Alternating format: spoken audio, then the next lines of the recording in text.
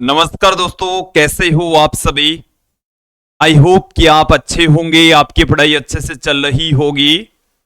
आज हम 11th के स्टूडेंट्स के लिए फिजिक्स से रिलेटेड वीडियो लेकर आए हैं। इस वीडियो में हम थर्ड चैप्टर समतल में गति, मोशन इन ए प्लेन से रिलेटेड एक महत्वपूर्ण टॉपिक लेकर आए हैं। आज का हमारा टॉपिक रहेगा सदिशों का सदिश गुणन, जिसे हम वेक्टर प्रोडक्ट या क्रॉस प्रोडक्ट भी कहते हैं। लास्ट वीडियो में हमने सदिशों का अदिश गुणन देखा था।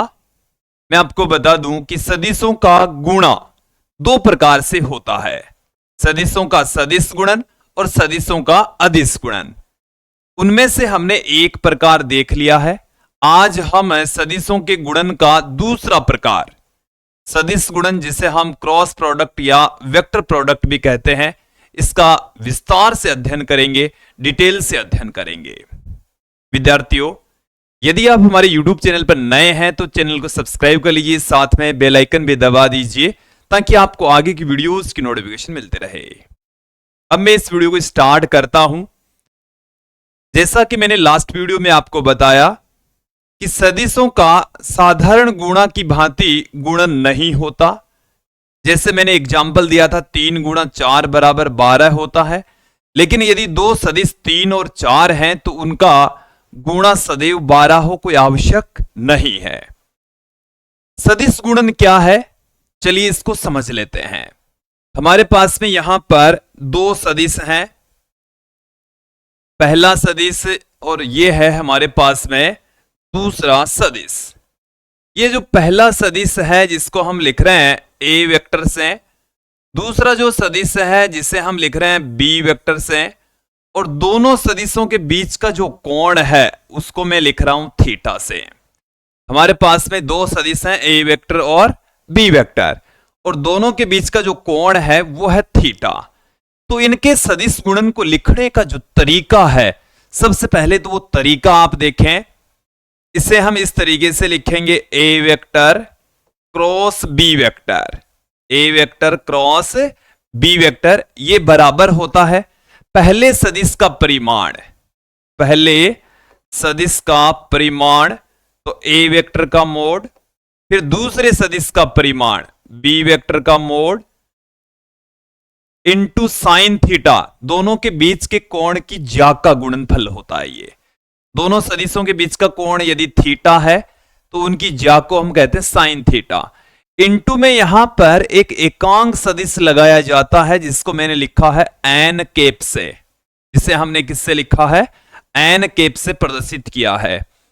देखिए इसे हम किस तरीके से लिख सकते हैं, A vector cross B vector बराबर A B sine theta N cap, इस तरीके से पुट किया जाता है।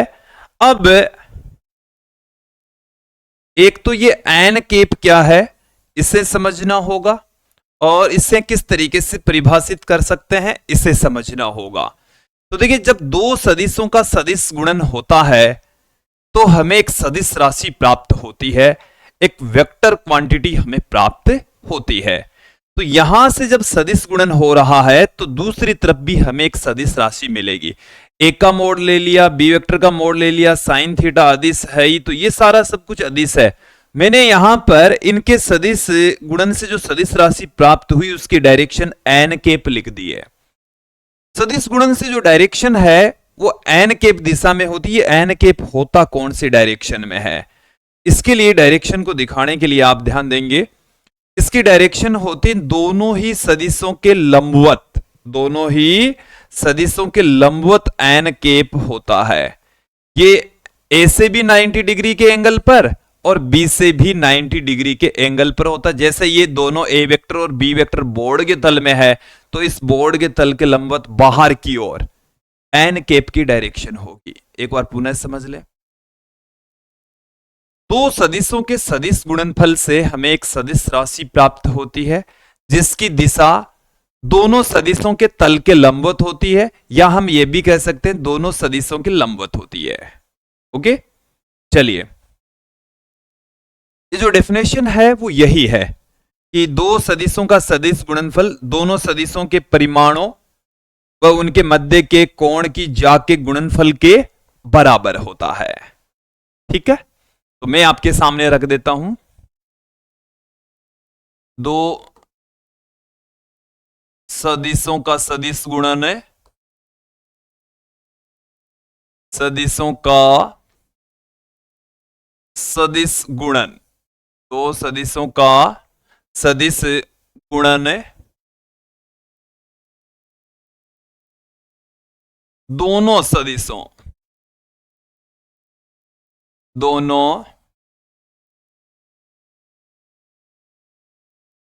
सदिशों के परिमाणों, दोनों सदिशों के परिमाणों व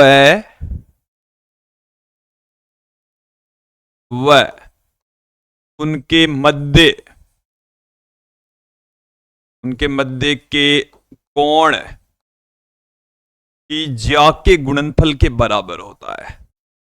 मध्य के कोण की ज्या के गुणनफल के बराबर होता है,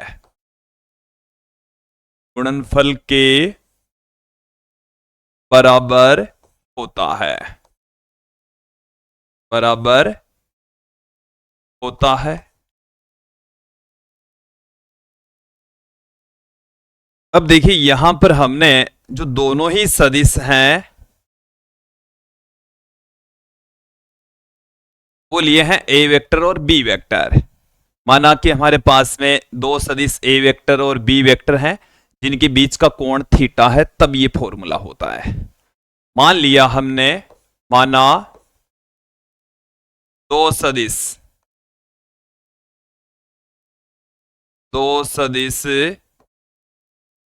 ए वेक्टर व बी वेक्टर हैं जिनके मध्य का कोण, जिनके मध्य का कोण थीटा है, जिनके मध्य का कोण कितना है, थीटा है, तब सदिश गुणन इस तरीके से लिखा जाएगा। तो ये क्या है, सदिश गुणन है, सदिश गुणन है। ओके, अब यहां पर आप ध्यान देंगे कि सदिश गुणन से जो राशि प्राप्त होती है वो भी एक सदिश राशि होती है। ये मैंने क्लियर कर दिया है, आपके सामने रख देता हूं। एक महत्वपूर्ण स्टेटमेंट है, सदिश गुणन से प्राप्त राशि, सदिश गुणन से प्राप्त राशि, सदिश गुणन से प्राप्त राशि भी एक सदिश राशि होती है, एक सदिश राशि होती है। देखिए जो सदिश राशि है इसकी डायरेक्शन भी होगी किधर न किधर। तो अब डायरेक्शन कैसे ज्ञात करें, डायरेक्शन ज्ञात करने के लिए दाहिने हाथ के अंगूठे के नियम का प्रयोग किया जाता है। सदिश गुणन से प्राप्त जो सदिश राशि है उसकी डायरेक्शन देखिए, ध्यान देना, ए वेक्टर क्रॉस बी वेक्टर की दिशा, या हम इसको ऐसे भी कह सकते हैं एन केप की दिशा, एन केप की दिशा। ये जो डायरेक्शन है वो दाहिने हाथ के अंगूठे के नियम की सहायता से ज्ञात करते हैं। इनके डायरेक्शन किससे ज्ञात करेंगे, दाहिने हाथ के अंगूठे के नियम की सहायता से, दाहिने हाथ के अंगूठे के नियम की सहायता से, अंगूठे के नियम की सहायता से, अंगूठे के नियम की सहायता से, दाहिने हाथ के अंगूठे के नियम की सहायता से A vector cross B vector की डायरेक्शन ज्ञात करते हैं या एन केप की डायरेक्शन ज्ञात करते हैं। इसमें आपको करना क्या है, दाहिने हाथ को इस प्रकार से फैलाना है कि अंगुलियां और अंगूठा एक दूसरे के लंबवत रहे। दोनों के बीच का कोण क्या होना चाहिए, 90 डिग्री का बीच का एंगल होना चाहिए। अब अंगुलियों को पहले सदिश से दूसरे सदिश की ओर रखना है, ए वेक्टर से बी वेक्टर की ओर रखना है। अंगुलियां किधर जानी चाहिए? A vector cross B vector, तो ए से बी की ओर जानी चाहिए। अंगूठा अब जिधर भी होता है वो एन कैप की दिशा को बताएगा या ए वेक्टर क्रॉस बी वेक्टर की डायरेक्शन को बताएगा। देखो ए वेक्टर अलग दिशा में, बी वेक्टर अलग दिशा में, और ए वेक्टर क्रॉस बी वेक्टर दोनों के लंबवत होता है। अब वो लंबवत क्या है? जैसे मैंने अभी बोर्ड पर बताया कि ये बाहर भी हो सकता है, अंदर भी हो सकता है। एक्यूरेट डायरेक्शन क्या होगी, चलिए देखेंगे। मैं यहां पर पुनः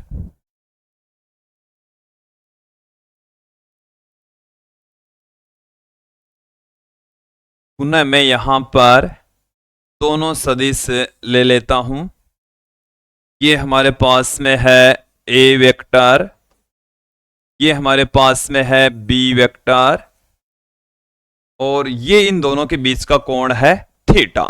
इन दोनों के बीच का कोण कितना है? थीटा। अब ए वेक्टर क्रॉस बी वेक्टर की दिशा किधर होगी? ए वेक्टर क्रॉस बी वेक्टर की दिशा दाहिने हाथ के अंगूठे की नियम की सहायता से ज्ञात करेंगे। और देखिए आपको ये दाहिना हाथ है, अब इसमें मेरी जो अंगुलियां है वो ए वेक्टर क्रॉस बी वेक्टर है, तो ए से बी की ओर रखनी है। अंगूठा क्या है? बाहर की ओर, तो इसमें डायरेक्शन होगी तल के लंबवत बाहर की ओर। तल के लंबवत बाहर की ओर इसकी डायरेक्शन होगी। ये हमारे पास में है एन कैप, यह है बाहर की ओर। इस स्थिति में तल के बाहर होगी, तल के बाहर की ओर होगी। ओके। यदि आप A vector cross B vector की जगह B vector cross A vector करें, B vector cross A vector करें, इसकी जो डायरेक्शन है वो क्या होगी? B vector cross A vector. अब की बार अंगुलियों को बी वेक्टर से ए वेक्टर की ओर रखना है।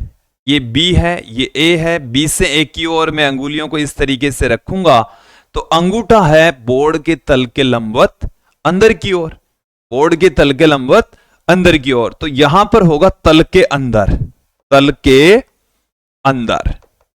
इसकी डायरेक्शन किधर होगी? तल के लंबवत अंदर की ओर होगी। ओके। चलिए, दाहिने हाथ के अंगूठे का नियम क्या है, इस नियम को हम यहां पर समझ लेते हैं। नियम क्या है, चलिए ध्यान देंगे।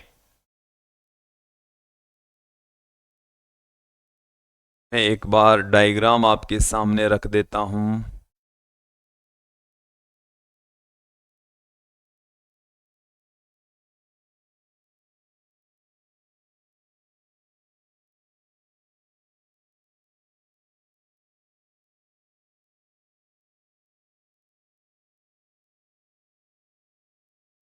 ये हमारे पास में है दाहिना हाथ, इसका ये अंगूठा है, और इसमें ये हमारे पास में है एन कैप की दिशा।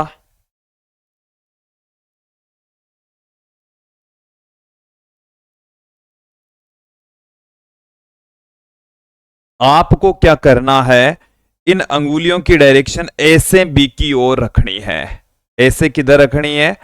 बी की ओर। ए से बी की ओर ऐसे है, तो जो अंगूठा है वो इनके सदिश की डायरेक्शन को शो करेगा, एन कैप की डायरेक्शन को शो करेगा, या यहां पर इस डायरेक्शन में क्या होगा?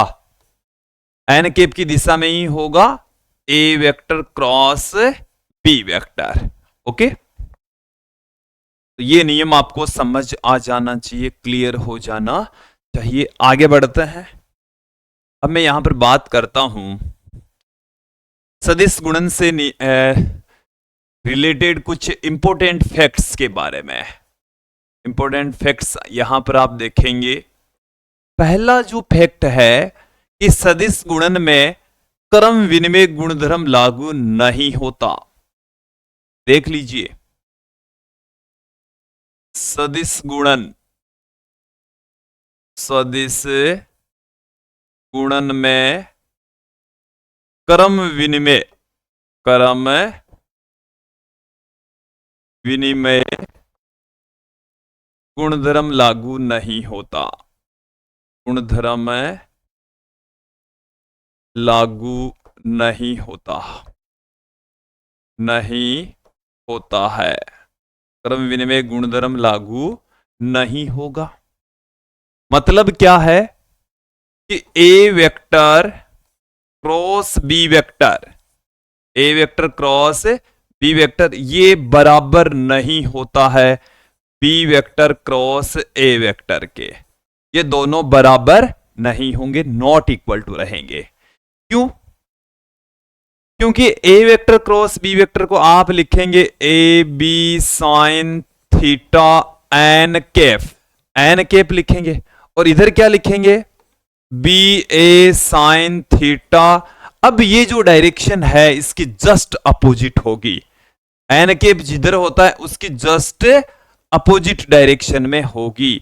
तो ये यहां पर मैं बराबर का निशान लगा देता हूं, बट एक यहां पर एक नेगेटिव साइन जरूर क्रिएट हो जाएगा। तो नेगेटिव साइन जो क्रिएट होता है उससे हम ये बता देंगे कि A vector cross B vector है ये बराबर होता है minus B vector cross A vector के। यदि एक नेगेटिव साइन से इसको आप गुणा कर दें तब ये दोनों क्या हो जाएंगे, बराबर हो जाएंगे। यहां पर तो ये बराबर नहीं है क्योंकि एक नेगेटिव साइन आ रहा है यहां पर मैंने इस नेगेटिव साइन को पहले ही रख दिया, तो ये नेगेटिव नेगेटिव क्या हो जाएगा, पॉजिटिव हो जाएगा।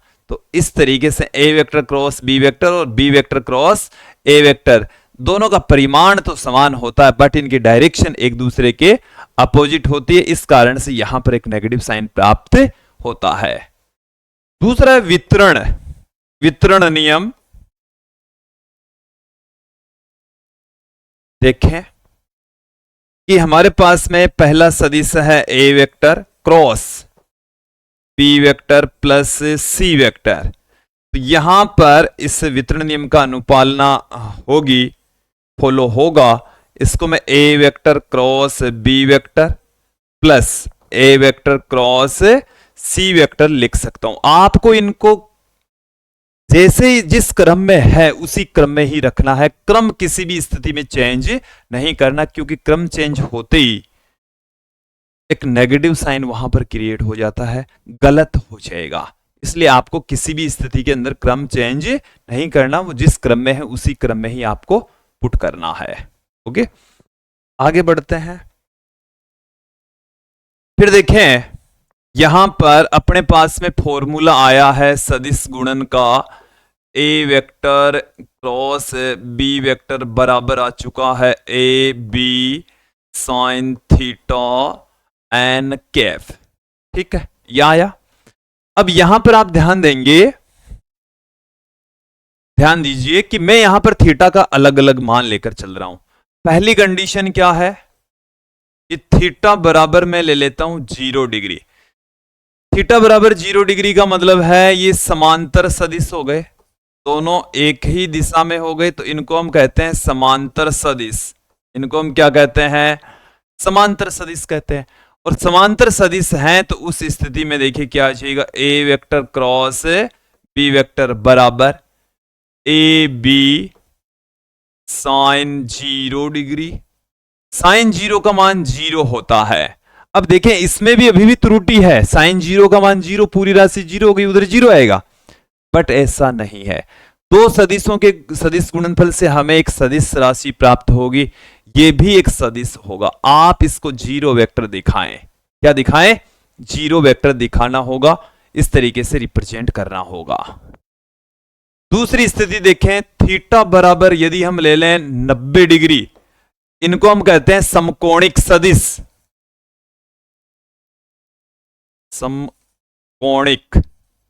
समकोण का मतलब 90 डिग्री, तो समकोणिक सदिश हो गए, एक दूसरे से लंबवत हो गए। तो यहां पर अपने पास में क्या आ जाएगा, A vector cross B vector बराबर अपने पास में आ जाएगा ए बी साइन 90। साइन 90 का मान क्या होता है, 1, तो ये आ गया A B N cap, A B N cap प्राप्त हो चुका है। अगली स्थिति हमारे पास में थीटा बराबर 180 डिग्री। थीटा बराबर 180 डिग्री का मतलब है प्रति समांतर सदिश, प्रति समांतर, या इसको मैं ऐसे भी कह सकता हूं विपरीत सदिश। क्या कह सकता हूं?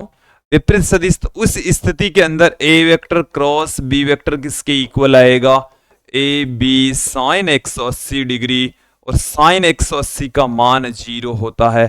फिर से इसको सदिश के रूप में लिखेंगे तो 0 वेक्टर दिखा देंगे। तो ये मैंने कुछ कंडीशंस थीटा के मान को अलग अलग लेकर आपके सामने पुट की है।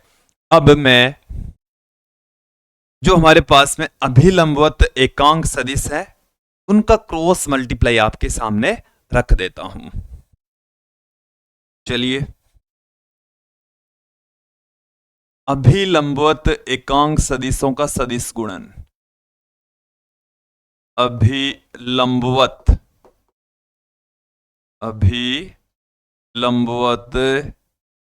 एकांक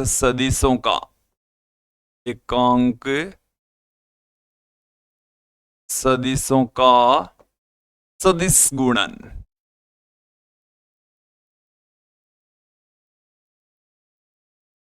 सदिश गुणन हमारे पास में अभिलंबवत जो एकांक सदिश हैं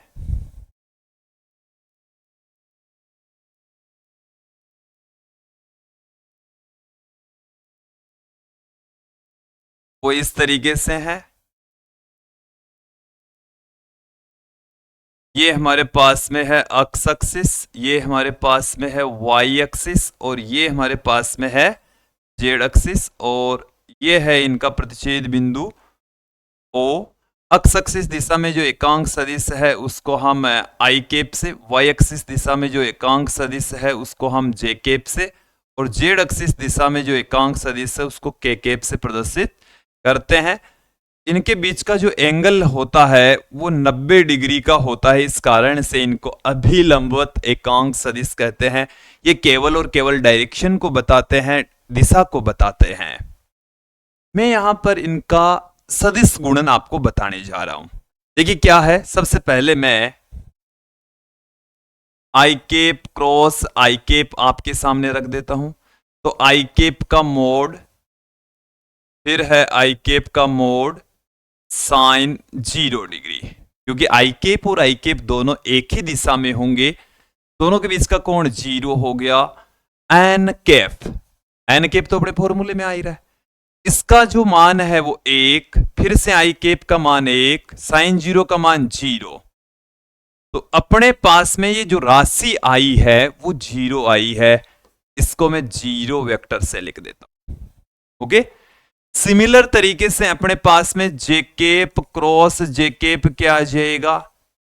इनका भी क्रॉस मल्टीप्लाई 0 ही होना है। क्या होना है? 0 वेक्टर।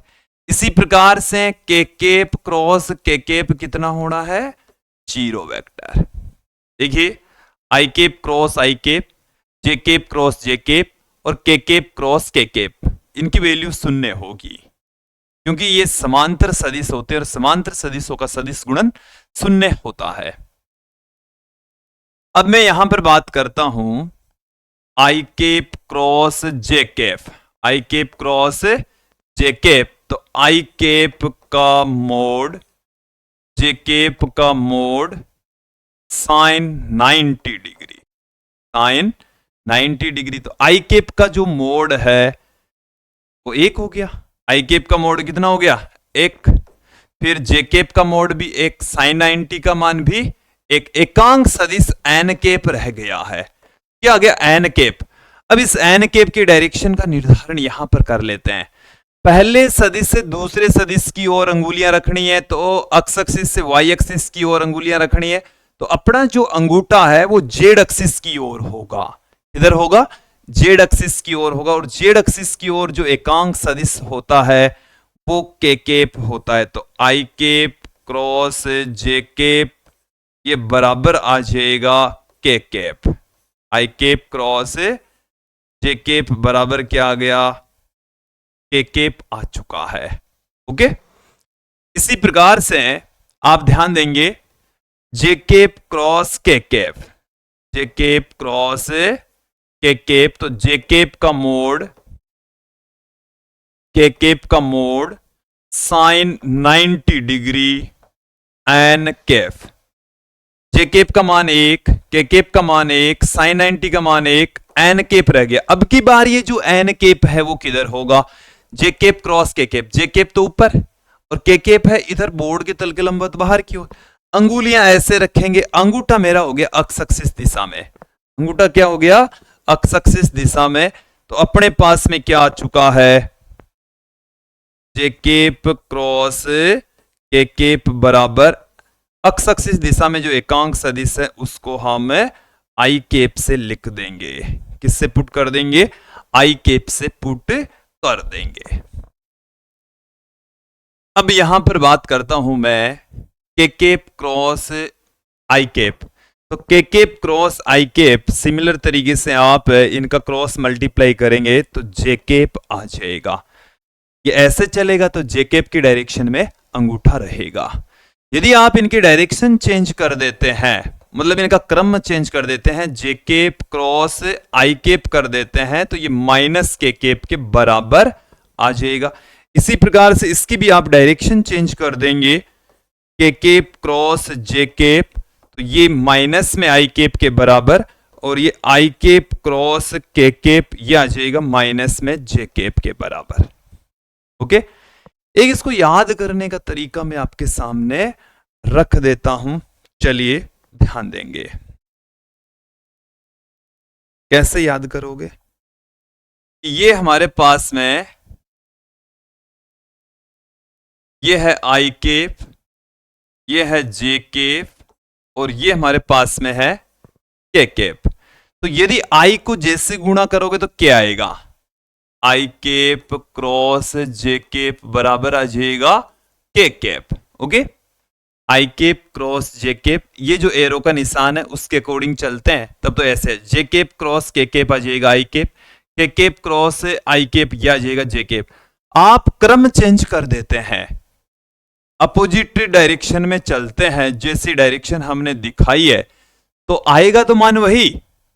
जैसे जे केप से इधर की ओर चलें, डायरेक्शन हमने इस पे ये वाली दिखाई है, जे केप क्रॉस आई केप, तो आएगा तो के केप, बट अपोजिट डायरेक्शन में चलने पर आ रहा है इसलिए माइनस में के केप लिखेंगे।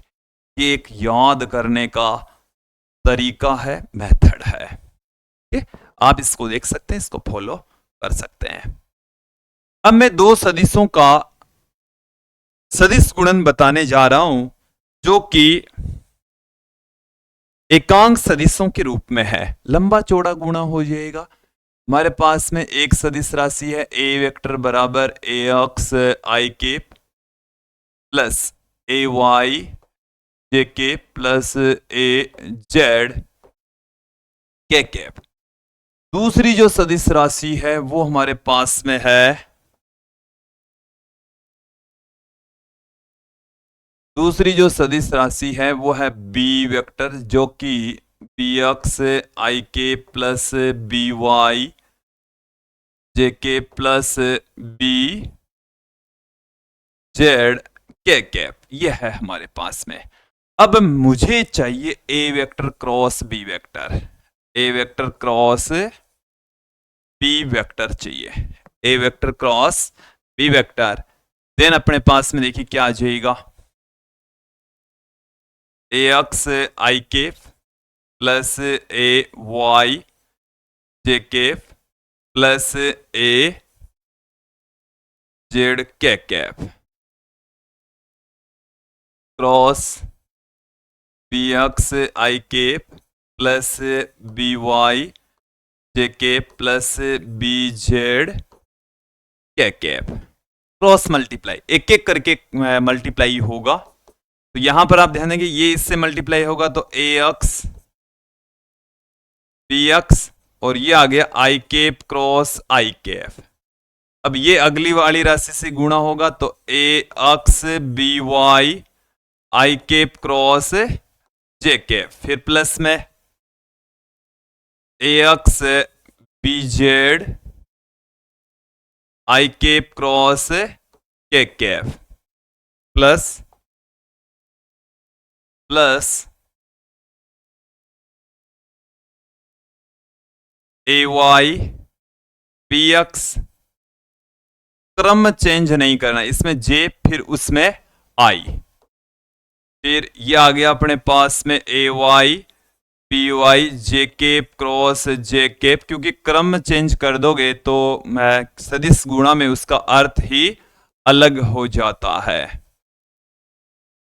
तो क्रम चेंज नहीं करना, आपको उसी सीक्वेंस में ही रखना। अब ए जेड के केप को उनसे गुणा करना है, तो A Z P X A Z P Y,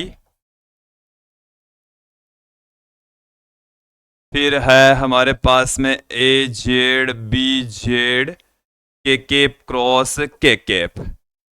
देखिए विद्यार्थियों, I cap cross I cap इसकी वैल्यू 0 हो जाएगी, J cap cross J cap इसकी वैल्यू 0 हो जाएगी, और K cap cross K cap की वैल्यू भी 0 हो जाएगी। ये तो तीन पद तो 0 हो गए। अब आई क्रॉस जे क्या हो जाएगा, ये वाला देखे, ए एक्स बी वाई, ये हो जाएगा के कैप, ये क्या हो जाएगा ए एक्स बी जेड, ये हो जाएगा माइनस में जे कैफ, माइनस में जे कैफ, फिर प्लस में जे आई, तो ये माइनस में के कैप हो जाएगा, तो ए वाई बी एक्स माइनस में के कैप, ये 0 हो गया। ये है ए वाई बी जेड, जे के आई आ जाएगा, अब के आई जे आ जाएगा, ए Z B x A Z B x, और के क्रॉस आई क्या आ जाएगा, जे आ जाएगा, और अंतिम पद ए जेड बी वाई के जे, ये माइनस में आई केप आ जाएगा। तो देखिए हमारे को जो राशि मिलेगी, फाइनली जो राशि मिलने वाली है, वो अब हमें प्राप्त होगी ए वेक्टर क्रॉस बी वेक्टर बराबर, देखें आई केप का गुणांक 2 होने चाहिए, एक तो ये और एक ये। इससे मैं क्या लिख दूं, ए वाई बी जेड माइनस ए जेड बी वाई, ये आ गया आई केप, ये क्या आ गया आई केप। अब जे केप के गुणांक देखो, एक तो ये रहा, एक वो रहा, प्लस में A Z B x minus A X B Z, ये आ गया जे केफ। अंतिम पद यहां से के केप कॉमन ले लेते हैं, तो A X B Y minus A Y B x, और ये आ गया के केप। आप देख ले इनको, ये हमारे पास में इसका फाइनल रिजल्ट आ चुका है। क्रॉस मल्टीप्लाई कर लिया, कॉमन ले लिया। एक और आसान मेथड, जो अब मैं मेथड आपको बताने जा रहा हूं क्रॉस मल्टीप्लाई का, यदि अब घटकों के रूप में सदिश दे रखे हो तो कैसे सोल्व करोगे। अपने पास में वही दो सदिश हैं, ए वेक्टर बराबर ए एक्स आई के plus A Y J K plus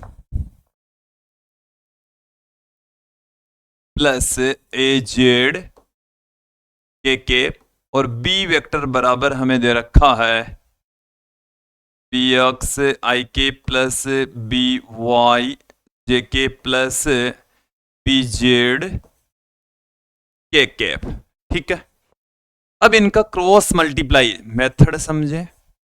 देखिए मैथमेटिक्स वाले बच्चों को दिक्कत नहीं होगी, बट बायोलॉजी की जो स्टूडेंट्स है उनको थोड़ी दिक्कत होती है मैथमेटिकल पोर्शन में। वो दिक्कत ना हो, आसान तरीके से क्वेश्चंस को कैसे सोल्व करें, तो उसके लिए देखें आपको इस तरीके से दो लाइनें खींचनी है। ये घटकों में दे रखे हैं, तो आई केप यहां पर लिखना है, जे केप यहां लिखना है, और के केप लिखना है। तो पहले अपने पास में राशि है ए, इनके गुणांक आई केप जे केप और के केप के गुणांक यहां लिख देने हैं, तो ए एक्स ए वाई और ए जेड।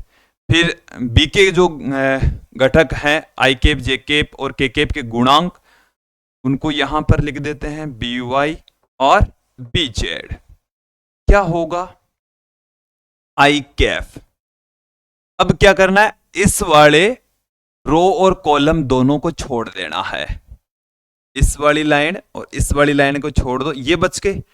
अब इनका गुणा ऐसे करना है, इनका गुणा इस तरीके से करना है, इसका गुणा करना है माइनस इसका गुणा करना है। तो इन दोनों का गुणा क्या आ गया, ए वाई बी जेड माइनस ए जेड बी वाई। ये हमारे पास में पहला पद आ गया। दूसरा पद कैसे ज्ञात करोगे, दूसरे पद में आपको क्या करना है, माइनस में जे केप लिख देना है। सबसे पहले आपको क्या लिख देना है, माइनस में जे केप। तो इस वाले रो और कॉलम दोनों को छोड़ देना है। अब की बार ये इससे गुणा होगा, माइनस इससे गुणा होगा।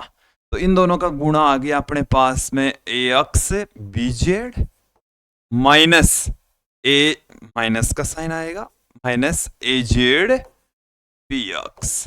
ये आ गया, ठीक है। अब ये आ जाना चाहिए दूसरा पद, दूसरी टर्म। अब अपन को गुणा करना है, गुणा दिखाना है तीसरा, माइनस में सॉरी प्लस में के कैप। तो इस वाले रो और कॉलम को छोड़ देना है, इन दोनों का गुणा माइनस इन दोनों का गुणा। तो इन दोनों का गुणा तो क्या हो गया, ए एक्स बी वाई माइनस ए वाई बी एक्स। ये आएंगे तीनों पद। अभी जो हमने निकाले वो सेम यही थे, हो सकता है इनका क्रम अलग हो, बट यहां पर प्लस का साइन आ जाएगा, ठीक है। तो इस तरीके से कर सकते हैं, ये मुझे आसान मेथड लगता है, इजी तरीके से हम इनको क्वेश्चंस को सॉल्व कर सकते हैं।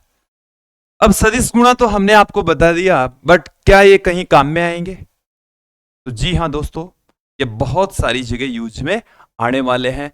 जैसे जैसे हम आगे अध्ययन करेंगे तो इनके बारे में पढ़ते ही जाने वाले हैं। जैसे बलाघूर्ण, बलाघूर्ण को टो से लिखते, ऐसा लिखा जाता भाई, इसका सिंबल देखो टो, और ये टो वेक्टर बराबर होता है R vector cross F vector. जैसे मान लीजिए आपके पास में कोई क्वेश्चन है कि किसी वस्तु के ऊपर कोई बल लग रहा है, और वो जो बल लग रहा है उसमें जैसे आर वेक्टर की वैल्यू आई के प्लस जे के प्लस 2 के केप दे दी आपको, और एफ का मान जैसे आपको 3 आई केप प्लस 4 जे केप, ये न्यूटन में दे दिया। क्रॉस मल्टीप्लाई कैसे करेंगे, जैसे मैंने अभी आपको बताया वही मेथड, दोनों मेथड लगा सकते हैं, R vector cross F vector. यहां से इस तरीके से देखें, आई केप जे केप और के केप। आई केप का गुणांक 1, जे केप का गुणांक 1 और के केप का गुणांक 2।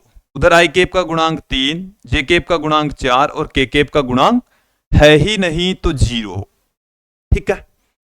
तो क्या आएगा अपने पास में, आई केप इन दोनों का गुणा 0 माइनस इन दोनों का गुणा, तो माइनस का 8 आ गया, माइनस जे केप, अब इन दोनों का गुणा फिर से 0 माइनस 6 आ गया, इन दोनों का गुणा 4 और इन दोनों का गुणा 3, तो 4 माइनस 3 अपने पास में क्या आ गया, माइनस का 8 आई केप, माइनस माइनस प्लस हो जाएगा 6 जे केप प्लस का के केप। ये हमें मिल चुका है तो का मान।